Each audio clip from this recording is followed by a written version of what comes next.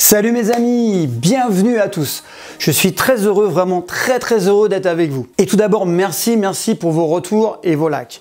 Merci de me suivre et vous abonner à ma chaîne YouTube. C'est grâce à vous, vraiment grâce à vous que cette chaîne se développe de jour en jour et cette dernière permet de partager des conseils qui peuvent aider le plus grand nombre de personnes. C'est mon objectif. Et j'ai de plus en plus de retours positifs et je suis content de pouvoir vous aider dans votre vie. Le thème de cette vidéo d'aujourd'hui est comment vaincre la timidité et comment être à l'aise en toutes circonstances. Alors c'est un vaste sujet car il concerne 70% de la population. Et oui, 70% des gens sont timides. Et comme vous le constatez, vous n'êtes donc pas le seul ou la seule concernée. Alors ce thème, il me tient particulièrement à cœur en fait car croyez-moi, je suis un ancien timide. Et si vous regardez cette vidéo, sachez que vous êtes au bon endroit. Alors bien sûr, cette courte vidéo n'est qu'une approche pour vous motiver à aller plus loin et on pourrait la comparer un peu à ce que j'appelle une trousse de secours. Alors par contre, pour ceux et celles qui veulent aller beaucoup plus loin, je vous invite à télécharger le guide qui est dans la description. Alors vous y trouverez plein de techniques en fait de psychologie, de PNL pour développer votre potentiel actuel et mieux vivre au quotidien. Tout cela avec des méthodes très simples, efficaces et surtout, pour moi c'est important, applicables de suite, de l'opérationnel. Alors prenez une petite pause, fermez les yeux, imaginez votre vie sans cette timidité paralysante. Imaginez votre vie en étant à l'aise en toutes circonstances. Imaginez-vous plus être paralysé en parlant en public. Imaginez-vous à l'aise pour parler à une personne que vous avez envie de séduire. Vous allez me dire, ouais, c'est trop beau, c'est encore un truc magique et tout pour vendre. Non, pas du tout. Car c'est gratuit. Pourquoi? Parce que je veux toucher le plus de personnes pour que vous puissiez en bénéficier. Alors la bonne nouvelle, c'est que vous verrez qu'il existe des moyens simples pour diminuer dans un premier temps cette timidité, ensuite la vaincre et peut-être faire disparaître cette anxiété sociale. Je sais ce que c'est de ne pas être épanoui au quotidien, d'être malheureux, de ne pas être à l'aise, de ne pas pouvoir faire ce que l'on souhaite, en fait de ne pas pouvoir s'affirmer tout simplement et de ne pas pouvoir démontrer son vrai potentiel. Alors c'est une vraie souffrance de passer à côté plein d'opportunités, à côté de plein de choses qui peuvent vous rendre beaucoup plus heureux. En termes clairs, ça peut être handicapant, car on peut vite passer de la timidité légère à la timidité invalidante et même à la phobie sociale, ce qui est reconnu comme pathologie très grave. Être timide, croyez-moi, et vous le savez, c'est l'horreur. J'ai testé un tas de techniques plus ou moins efficaces pour combattre ce trait de caractère. Et dans cette vidéo, j'ai sélectionné pour vous les techniques simples et efficaces. Vous les appliquez, vous appliquez ces principes à la lettre et vous verrez que vous allez vous débarrasser progressivement et sûrement de ce problème. Vaincre votre timidité va vous permettre de vous sentir bien, en confiance au quotidien et cela dans tous les domaines de la vie, que ce soit professionnel, que ce soit affectif ou relationnel. Il va falloir simplement s'attaquer à la psychologie, à votre psychologie. Pourquoi ? Car votre cerveau est le seul responsable de cet état. Il vous induit parfois en erreur. Et oui. Donc avant de vous donner des conseils, sachez que nous trouvons trois grandes catégories de timidité. Il y a le tract. Il y a l'anxiété qui est provoquée à la recherche de performance à tout prix, genre le sportif lors d'une compétition qui peut être sujet au trac. Alors c'est plutôt dynamisant, mais il ne faut pas que ce soit trop intense et élevé. D'accord? Et on peut être mal à l'aise devant donc la pression du public parce que c'est lié à la performance, on ne veut pas décevoir le public. Donc c'est une forme de timidité. L'anxiété, alors c'est la timidité qui est liée à la prise de contact, de parole en public et en fait le fait d'aller vers les gens. Et ensuite, la troisième, c'est l'affirmation de soi. Dans les situations, par exemple, professionnelles, on a peur de parler à son patron, on a peur de la hiérarchie. Ça vous rend timide et du coup, ça devient handicapant. Alors, être un peu timide, ça peut être gérable. D'ailleurs, on est tous un peu timides dans certaines situations, quand on ne maîtrise pas le sujet, par exemple. Mais dans des situations, surtout dans les situations inconnues, quand en fait, on ne connaît pas, on n'est pas à l'aise. Donc, c'est une souffrance qui peut amener à la solitude et là, ça peut être pathologique. Alors la timidité, elle n'est pas gênante si c'est dans les situations rares qu'on ne maîtrise pas. En fait, c'est peu pénalisant. Mais si vous en souffrez, il est temps d'agir dès aujourd'hui. Donc je vais vous aider, car si vous regardez cette vidéo, sachez qu'il y a des chances que vous soyez forcément timide. Et moi, ce que je veux, c'est diminuer cette timidité. Alors c'est quoi la timidité? C'est une pure stratégie d'évitement. Par peur d'être rejeté ou d'avoir honte, la personne, en fait, elle contourne la situation, elle s'efface ou se retient. Donc encore une fois, on fuit comme en combat où on se tétanise. Alors c'est la sensation d'être jugé par les autres, il faut savoir que ce sont que des suppositions, car c'est créé de toutes pièces par votre cerveau, c'est vous qui créez ça. La personne n'affronte pas, elle fuit ou elle se cache. Résultat, ça s'amplifie, ça s'ancre et on est de plus en plus timide au fil du temps. C'est ça qui est problématique. Donc vous perdez de plus en plus en confiance, vous perdez l'estime de vous et ça c'est lié. Donc c'est pas une maladie la timidité et c'est pas du tout de votre faute. Donc ne vous en voulez pas car elle est surtout éducationnelle. 70% des gens sont timides et il y en a de plus en plus. Alors on a constaté que c'était souvent lié aux techniques de communication virtuelle de ces dernières années. Les jeunes parlent de plus en plus à travers des lives, des nouveaux outils et des réseaux sociaux où en fait ils sont pas en face à face et du coup ça s'arrange pas. L'école n'apprend pas à parler en public, même les grandes écoles de commerce ne forment pas spécifiquement à ça. Ça fait qu'on n'est pas à l'aise. Et je vous assure que comme on apprend à jouer d'un instrument, on apprend les maths, on peut apprendre à communiquer facilement et à être à l'aise en fait. Et oui, ça s'apprend. Alors, j'ai connu malheureusement des personnes qui avaient des CV qui étaient très compétents, qui étaient impressionnants quand on lisait encore une fois leur CV, mais lors d'un entretien en fait ils n'étaient pas reçus parce que le recruteur n'avait pas pu percevoir en fait leurs compétences. Le candidat n'était pas à l'aise, se mettait pas en valeur et pourquoi? Parce qu'il était timide. Donc les manifestations physiologiques sont connues, hein, c'est la rougeur, la transpiration anormale, les mains moites, les tremblements, vous connaissez ça, hein, le cœur qui s'emballe, du bégaiement, on l'a tous vécu. Il faut savoir déjà pourquoi on est timide. En fait, il y a plusieurs causes. Revenez un peu dans votre enfance. Alors c'est soit dû à une éducation qui est trop stricte, soit c'est dû à des moqueries de son entourage, moqueries de ses parents, de ses professeurs, et ça, surtout au plus jeune âge. C'est dû à un entourage familial ou un environnement culturel peu communicatif, ça peut être des parents qui étaient très timides, aussi dû à des parents qui ont en fait une grande attente sur le plan professionnel et sportif. En fait, ils vous mettent la pression, ils mettent la pression aux enfants, et ils ont peur de décevoir. C'est pour ça qu'on se rend compte souvent de l'importance de renforcer la confiance de ces enfants entre 0 et 6 ans, en les félicitant, en les motivant. En fait, de cette façon, vous allez les inviter à tester des choses, à être curieux et vous construisez leur avenir sans croyances limitantes. Et ce qui fait que vous allez avoir un enfant et plus tard un individu équilibré qui est ouvert au monde et ça va diminuer sa timidité. Ça peut être dû aussi à des expériences négatives, frustrantes, humiliantes, des échecs très mal vécus. Là, j'ai coaché récemment quelqu'un qui me disait elle a eu des échecs et ça l'a rendu timide. Voilà, et ça peut être aussi à des situations où vous n'avez pas réussi, ou une surestimation des enjeux. Alors croyez-moi, avec un peu d'effort, on peut avoir d'excellents résultats. Il va falloir simplement combiner des techniques, des stratégies, en vous exposant progressivement à des situations, on va dire, inconfortables. Ça, c'est sûr que si on reste dans son fauteuil, il ne se passera rien. Et même avec la meilleure technique du monde, si on ne change rien, on reste comme avant. On n'apprend pas la boxe ou la gym dans un fauteuil, vous êtes d'accord avec moi? Donc il faudra vous exposer graduellement à des situations anxiogènes. Et du coup, au fil de l'eau, la fréquence d'exposition rendra la situation banale pour votre cerveau. C'est comme ça que ça fonctionne. Ça contribuera en fait à diminuer votre stress et donc votre timidité de façon très notable. La base de la méthode est de travailler les techniques mentales, de vous exposer progressivement, visuellement dans un premier temps et ensuite physiquement en situation anxiogène. Alors je vous promets des progrès, hein, c'est garanti, c'est gratuit parce qu'en fait on va progresser très vite et c'est très motivant. Quand on progresse vite, forcément la motivation augmente. Alors quelles sont les stratégies pour vaincre cette timidité? 1. Accepter et identifier votre timidité. Je vous l'ai dit, 70% des individus sont timides, vous n'êtes pas un cas isolé. Alors chez les ados, le pourcentage est plus important puisque c'est une période de transformation physique, psychologique et forcément tout ça c'est favorable à la timidité. Donc les jeunes, ceux qui me suivent, pas d'inquiétude, c'est tout à fait normal, vous êtes en construction. Par contre, il est prouvé que le fait de l'accepter, d'avoir confiance de cette lacune, d'accord, ça aide beaucoup mieux à vivre. Et alors effectivement, paradoxalement, les psychologues le savent, hein, c'est en acceptant cette timidité que vous allez pouvoir vous en débarrasser.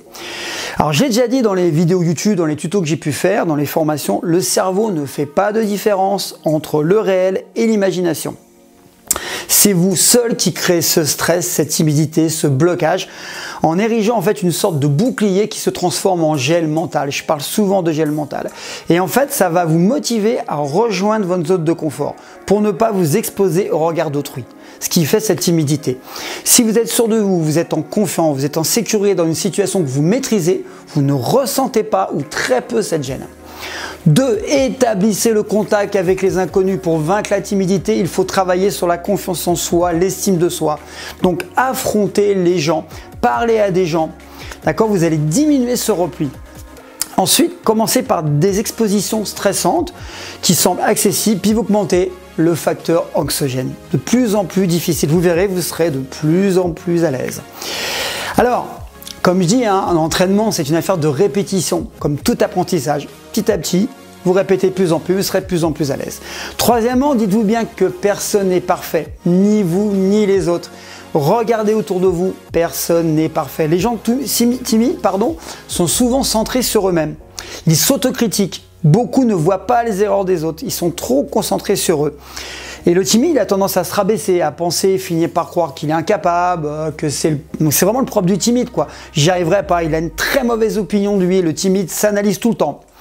Sachez que vous n'êtes pas le centre de l'intérêt et des critiques. Vous êtes une personne unique, de plus, avec ses qualités et ses défauts, comme les autres. Vous avez du talent, tout le monde a du talent, des qualités comme les autres. Croyez-moi, montrez ce que vous valez. Il n'y a aucune raison de douter de votre potentiel. Personne ne doit décider à votre place que vous soyez bien ou pas. C'est à vous de décider votre vie, de la prendre en main. Quatrièmement, lancez-vous des petits défis au quotidien. Et oui, c'est une technique qui marche bien. Ça va vous permettre de sortir de votre zone de confort et de vous motiver tout en mesurant vos progrès. Le premier réflexe de protection est de se fermer à la situation stressante, de fuir. C'est exactement l'inverse qu'il faut faire. Il faut affronter, c'est la seule solution de s'en sortir. Pour traiter les phobies en sophrologie, on fait la même chose. On visualise dans un premier temps la situation phobique, dans un fauteuil chez les sophrologues. Et une fois que le stress est diminué mentalement, en fait on utilise un système de valeurs pour voir le niveau du stress, on s'expose sur le terrain à la même situation que celle vécue en imagerie mentale. Et on fait ainsi de suite pour d'autres scénarios. Et les résultats sont rapides et extraordinaires. En hypnose, on travaille à peu près avec les mêmes outils. Encore une fois, c'est lié au fait que le cerveau n'est pas capable de faire la différence entre l'imaginaire et le réel. C'est pour ça qu'on travaille sur l'imaginaire. Alors, listez sur une feuille 5 actions que vous aimeriez faire, mais qui vous bloquent à ce jour. Commencez bien sûr par du facile au plus anxiogène. Alors, dressez un hit parade de ces situations angoissantes. Exposez-vous, évaluez par écrit votre niveau d'angoisse, de 0 à 10, donc 0 c'est absence d'appréhension et 10 c'est vraiment la super angoisse. Ensuite, vous exposez graduellement et évaluez de temps en temps, voir si cette échelle en fait elle évolue, si le niveau d'angoisse diminue et vous serez étonné des progrès. Alors ça peut être, je sais pas moi, demander l'heure à un individu, de parler à deux inconnus, de prendre la parole en réunion, en public, en petits groupes, de plus en plus importants, et ensuite de monter en puissance sur le plan anxiogène. Et vous verrez qu'au fur et à mesure des confrontations, votre stress en fait il va diminuer petit à petit.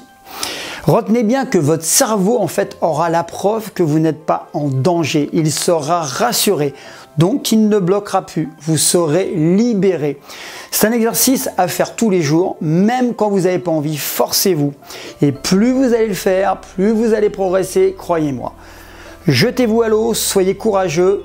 Si vous avez du mal, faites-le moins pour vos enfants, pour vos proches, pour votre compagnon, pour vos parents. Et après, vous serez très fiers de vous. Et c'est comme ça que vous serez grandi. Et plus vous serez fiers de vous, plus vous allez prendre confiance en vous. Donc, acceptez les défis en commençant par des expositions simples et en augmentant progressivement. Moi, je dis toujours, prenez ces exercices comme un jeu. Vous n'avez aucun risque. Le focus sera sur les autres et donc sera plus sur vous. Et vous verrez que les résultats sont vraiment impressionnants.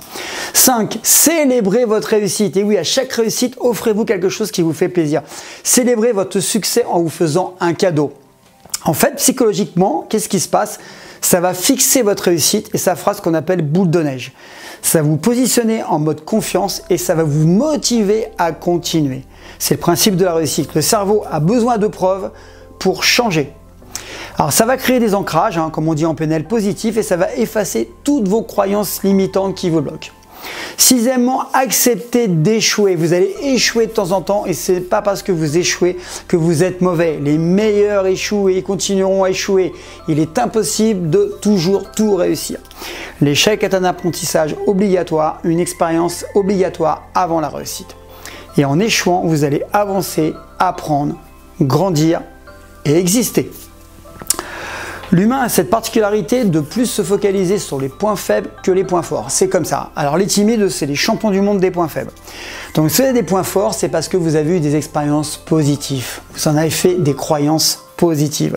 Donc testez, développez vos aptitudes, vos compétences, car encore une fois, cette compétence va vous donner confiance. Regardez les champions sur un stade, comment ils sont fiers d'eux, comment ils sont extravertis parfois même. Ils sont pas timides alors qu'ils peuvent l'être dans la vie de tous les jours. Pourquoi ils sont pas timides? Parce qu'ils sont à l'aise, ils sont compétents. Je les ai côtoyés, croyez-moi, je sais très bien comment ça fonctionne. Ils sont pas timides car en fait, ils se reconnaissent en tant que compétents dans leur discipline, bien évidemment, pas forcément à l'extérieur. Et c'est la répétition des réussites, des succès qui font qu'ils ont pris confiance. Donc si vous ratez un oral, un championnat, un entretien, vous n'allez pas mourir. C'est une opportunité pour réussir. Au contraire, et vous finirez par réussir. Donc l'étape, c'est juste avant la réussite. Ensuite, arrêtez, septièmement, de vous observer. Les timides ont l'habitude de s'observer avant d'agir. Et inconsciemment, en fait, ils s'autocritiquent en permanence. Alors, il suffit qu'une croyance négative arrive à un moment donné, ou une petite maladresse, une catastrophe, et là c'est l'effet domino, c'est la panique qui s'installe. En écoutant de plus en plus attentivement les autres, vous allez vous oublier un peu, vous allez être moins focus sur les détails vous concernant, et vous verrez, tout va s'ouvrir. Huitièmement, visualisez le changement. Comme vous le savez, le cerveau ne fait pas la différence entre ce que vous imaginez et ce que vous vivez réellement. Votre esprit n'a pas d'œil et d'oreille. Donc les parties du cerveau stimulées, quand vous imaginez quelque chose, sont les mêmes que quand vous vivez une expérience réelle. C'est ça qui est fou en fait. C'est la puissance, l'efficacité et la magie de l'hypnose. La visualisation est quelque chose de très puissant. J'en parle souvent en musculation, j'en parle souvent en sport, j'en parle souvent en développement personnel parce que c'est puissant. Donc vous allez devoir imaginer que vous êtes confiant dans une situation de peur. En visualisant que vous êtes confiant dans cette situation de peur, cela montre à votre cerveau que tout va bien, qu'il n'y a aucune raison d'avoir peur, que vous êtes en sécurité. Votre conscient va l'assimiler à un nouveau comportement et du coup ça va développer cette confiance.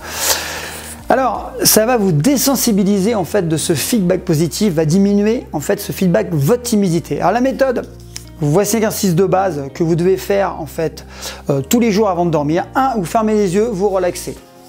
Ensuite, vous imaginez dans une situation difficile et intimidante, pour vous, je sais pas, moi ça peut être parler en réunion, prendre rendez-vous avec un supérieur, visualisez les couleurs, la personne, les odeurs, l'endroit où vous êtes. Vous recommencez plusieurs fois. Vous verrez, vous n'y arrivez pas du premier coup, mais petit à petit ça va se développer. Encore une fois, ça se travaille.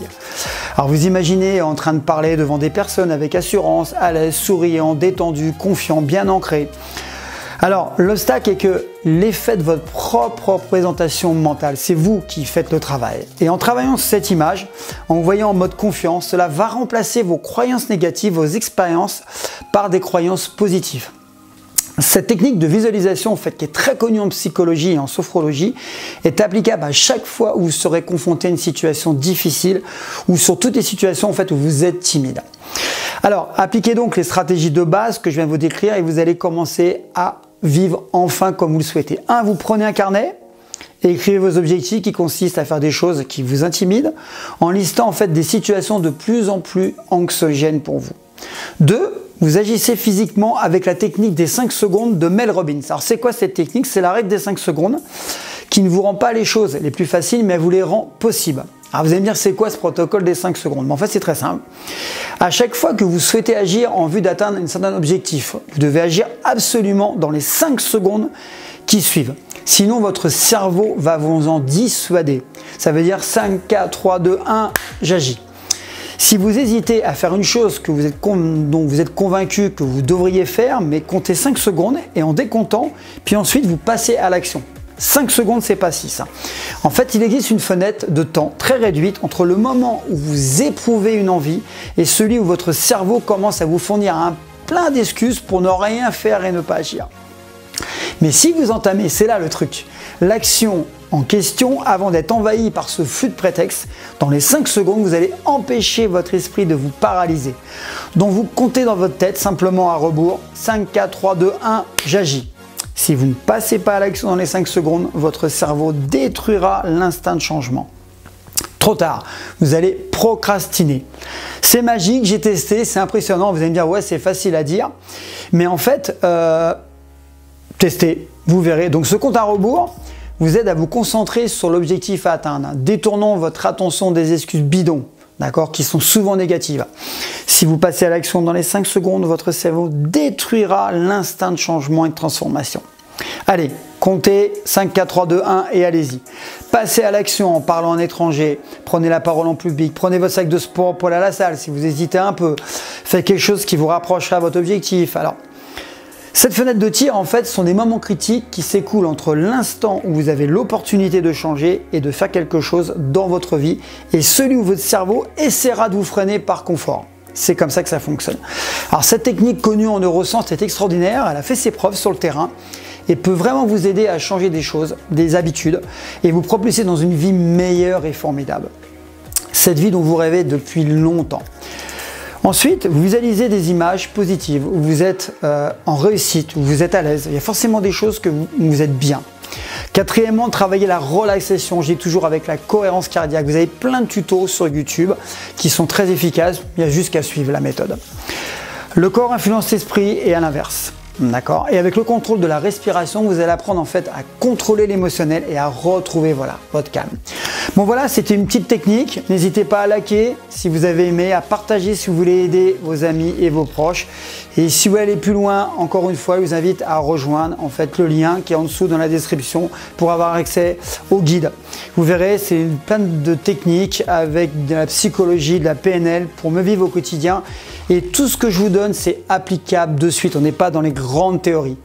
Au plaisir de vous retrouver et encore une fois, ma mission c'est de vous aider. Donc n'hésitez pas à échanger avec moi, de mettre des commentaires. C'est toujours un plaisir de vous retrouver. Allez, ciao!